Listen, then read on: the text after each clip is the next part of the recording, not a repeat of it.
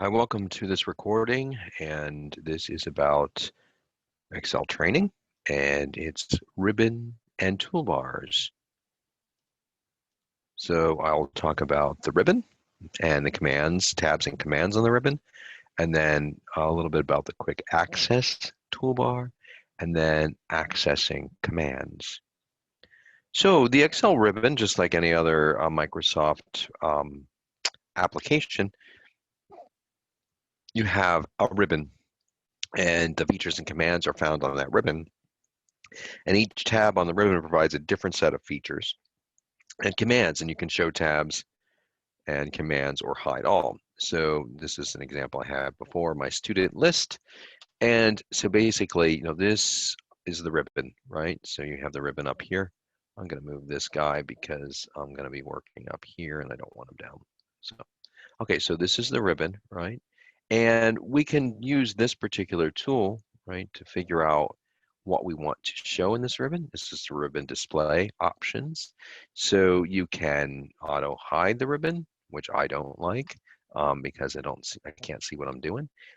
You can just show the tabs. So these are the tabs: File, Home, Insert, Page Layout, Formulas, Data, Review, View, and then just Help, right?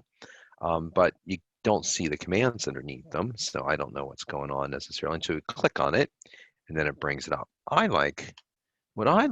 show you what I like, the show tabs and commands. That way I have kind of a full view of what each tab actually helps you do. And that helps me because a lot of times I'm confused about where things might be, and then if I see them, I can actually determine faster than where I need to be. So the Excel ribbon and tabs commands have these types of things, right? I have the file. I mentioned these: home, insert. So the file is also known as the backstage view. It contains all commands for opening, closing, saving, creating new Excel workbooks, includes print commands, document properties, emailing options, and help features. And the default settings or options are also found in these tabs. So the options, go to File, right? And you can look at all of these particulars: how you save as, share, export, more, and more, right? So you can have account feedback and options. So the options will primarily show you what you want to do with your Excel files, right? So formulas, proofing, going through spell check, saving, and things like that. Well, I don't want to make any changes, but you can always kind of personalize that for yourself. So home, it contains the most frequently used Excel commands. Formatting commands are found in this tab, along with commands for cutting, copying, pasting, and for inserting and deleting rows and columns. So that's this one, the home, and it always defaults to home, right? And so you can see that these are all the commands that you have on there. These are insert, delete, format, conditional formatting, which we won't show you. I know how to do, but wrapping text, merging and centering, which I'll show you in an upcoming recording. Insert is used to insert objects like charts, pictures, shapes, pivot tables, insert links, symbols, or text boxes. And that becomes really important, especially when you are, come on, there we go. See, it's a little bit, okay. So you can insert a table, right? We'll do pivot tables, so you can insert a pivot table, and those two are very helpful. I don't find these as helpful. Don't use those a lot. I don't add pictures a lot to my Excels. Add-ins, you might, if you wanted to add in a statistical package, you can add that in. Recommended charts is something that I like. You'll use charts a lot.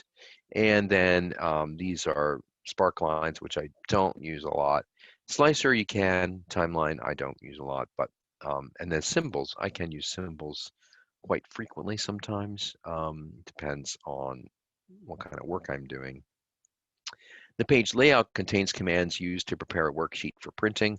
Also includes commands used to show and print the guidelines on a worksheet. So basically it'll show you how when you print this, what it's going to look like, right? So you can look at the margins, you can look at the orientation, you can change it to landscape, or you can change it back to portrait, you can change the size of it.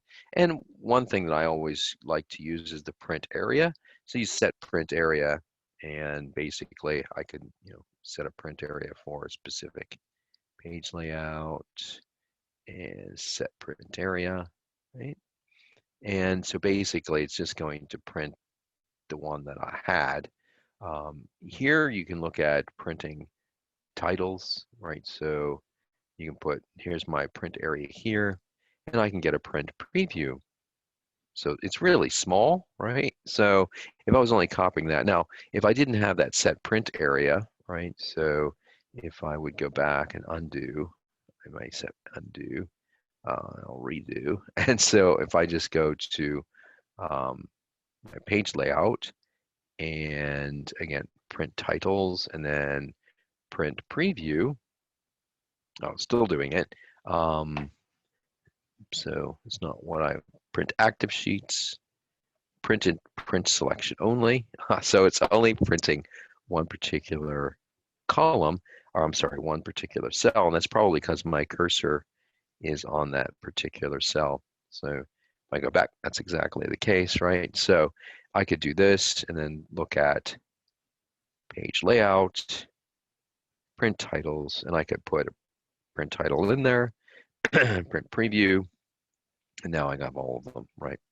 So, and I can obviously, a lot of times I want to kind of blow that up as well. So I could go to home and just increase the font size, that, and then I can increase the column width just by double clicking when you see the crosshairs, and I don't have grade C. So, and now when I go to page layout, titles, and I look at print preview, now look how big that is. Even someone at my advanced age would be able to read that, right? So I'm going to undo all of that stuff. I don't necessarily need that. So that's the page layout. It gives you print looks and things like that on how it's going to look when you print it. Formulas, really important, includes commands for adding mathematical functions to a worksheet. Also contains tools for auditing mathematical formulas. So basically you'll use this and you just insert function. We'll talk about AutoSum. This is just recently used. You can see the ones that I've used recently: average count sum, VLOOKUP, transpose, IRR, internal rate of return, random number generation, max if, and if commands too. These are some just financial ones. These are logical tests, right? So this is for creating an if statement, if and, if false, if error, things like that. Text, so these are text ones. So something like concatenate. If I wanted to concatenate a file, well, I could show you some other time, but basically concatenating this, and so it'll put them together. So now it's John Doe, right? See how one thing though is the formula is still there, even though we see John Doe up there.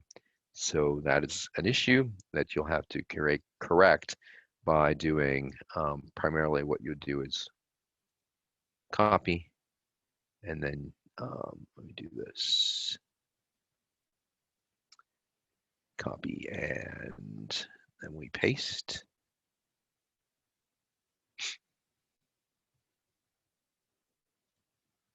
Special values, paste values, and now you see in this toolbar, I have John Doe in there, right? And that was text, right? I put the text together. It's a little bit odd because I really needed a space in there. So basically I could go, I want to put John Doe in here. And to use a text function for formulas, I go to text and concatenate, and then I just say I want to concatenate John and maybe a space, and then Doe, and then hit OK. And now I have it appropriately. John Doe. It's showing up in the cell as that, but of course the formula is still there. So again, we can just go back and we copy it, paste it as the values in the cell, and now it's John Doe. So that's a text, right? So that's one thing of looking at a formula for text. And then you have lookup and date and time. So basically you do a lot of functions. I don't ever use a date value or date and time formula. I do use lookups though, and primarily a VLOOKUP or transpose. You saw those in my most used formulas, some of my favorites, right? But look at all this stuff that it can do. And then of course math and trig. And I thought I had a statistical package in here. I guess it's under more functions. There we go. Statistical, I do a lot of those. Um, you know, standard deviations and average. They include average. And I do have a recording on statisticals because we will actually show some of that. So some of this is, if I move backwards, we'll go back here and go like this, right? And see how it says show formula, and that's showing the formula down here and not showing the result like I had before. And that's basically to make sure that you have done the appropriate way. You can, I don't know, yep, trace precedence, which means that, okay, so where is this particular thing coming from, right? Or I don't know, I don't have any dependence. So all of these things are here that you can do so much with. You just have to kind of work through it to figure that out. Okay, so the next toolbar we're looking at is data. So it's used when working with external data sources such as Microsoft Access, they have to mention that, text files, or the internet. Also contains sorting commands and access to scenario tools. And I use data a lot. Use data basically so that I can, I want to get rid of that. Dependence. That. Okay, so that has disappeared. Okay, so um, for data, you can do a lot of things like what you might do is uh, import data, get and transform data. So you're getting external data here from whatever source. You could create a query from a database, but you have to identify what database it is. And then basically you're making connections, which I don't have anything in here. And a lot of what you'll use is sort and filter, right? So if I was going to sort and filter, right, I would come back here and I'll show you this in another recording. But basically you use um, this particular data tool to do that. And then moving on to review. Review primarily includes spelling and track checking features, also contains protection features to password protect, etc. Pretty straightforward stuff. And then view is used to adjust your visual appearance of the workbook, right? So you can use view to figure out which page breaks you have. That's if you have a lot of data and you want to start printing it out. And then of course the page layout view too, which I did show you, but I got there in a different way. And this shows you how it would lay out if you wanted to print it. And then you can include also custom views, etc. But I'm not going to do that. Now, when we go to view here, it's really talking about what you're going to view as part of the Excel that you have. I'm going to go back to normal. So, I have grid lines, headings, and formula bar. If I click that, then I don't have a formula bar. If I click it back, this is the formula bar, right? My headings, I like headings, and grid lines. If I didn't have grid lines, I go crazy, right? So these are also zoom tools to zoom to, zoom out like to 200% or zoom back to 100% or smaller. And you can zoom to a selection. Yikes, I don't want that. And I'll go back. All right, so that's how you're going to view Excel when you're working with it. And another thing that's kind of important is freezing panes. So you can create a new window, right? So that creates another window on top of what you already have. And I don't want to do that, right? So then I can also arrange certain things. If I have more than one open, which I do, I can actually tile them. See, look at all the things I have open now. And ooh, I don't like that, right? So I can go back here and view and then arrange all and then go horizontal with some of these, right? So you can put, I do that sometimes when I'm looking at data and entering data on multiple kind of multiple platforms or multiple um, workbooks and things like that. So I don't want to do that. I want to keep that open and I'll close this one. See, I opened multiples, so it looks really confusing. All right, so that is the view section or the view tab. Next, we have the quick access toolbar, and that's located in the upper left of the screen and is used for common commands like save and undo or redo. And I'm sure you're going to be familiar with those, right? So if I bring this guy up, and he's here, and here,